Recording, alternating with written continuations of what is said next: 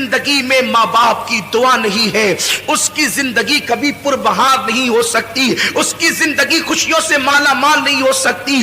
آج انسان سب کی دعا لینا چاہتا ہے، ماں باپ کی دعا نہیں لینا چاہتا، مگر یاد رکھیں آپ کے لیے کوئی بھی بڑے سے بڑا پیر، بڑے سے بڑا عالم، بڑے سے بڑا مفتی، بڑے سے بڑا خطیب، بڑے سے بڑا ادیب اگر آپ کے لیے دعا کر دے، اللہ چاہے تو دعا قبول کرے، اللہ چاہے تو رد کر دے۔ وہ قادر و قیوم بے نیاز ہے، وہ چاہے جس کی دعا رد کر سکتا ہے، اس کے لیے اس کو کوئی پوچھ نہیں سکتا، اس پہ کوئی فرض واجب نہیں ہے۔ وہ کرم، وہ قبول کرے تو کرم ہے، رد کر دے تو اس کا عدل ہے۔ اللہ چاہے جس کی دعا رد کر دے، لیکن سنو سب کی دعا رد ہو سکتی ہے، کسی کی دعا کی قبولیت کی گارنٹی نہیں ہے سوائے ایک دعا کے۔ میرے کریم آقا فرماتے ہیں کہ جب ماں باپ اپنی اولاد کے لیے دعا کرتے ہیں تو اللہ ان کی دعا رد نہیں کرتا بلکہ قبول کر لیتا ہے۔ حضور فرماتے ہیں دعا والدہ لولدہ کا دعائی لکم،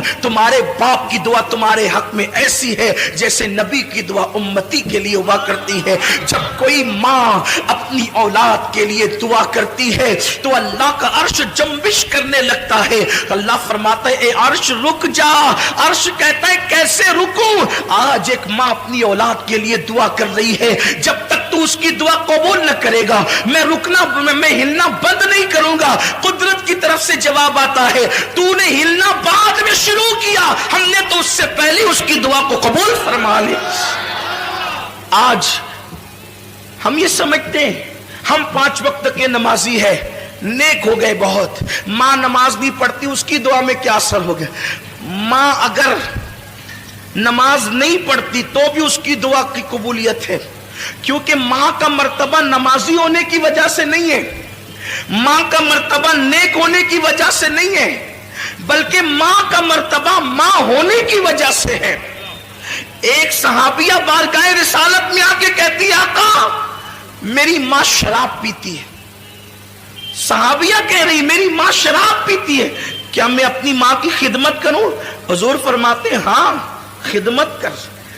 عرض کی حضور وہ شراب پینے کے لیے میخانے میں جاتی ہے، حضور فرماتے ہیں محبت سے سمجھا، اور اگر نہ مانے جب وہ شراب پی کے بے ہوش ہو جائے تو ادب سے اس کو اٹھا کر لا اور اس کے بستر پہ لٹا دے۔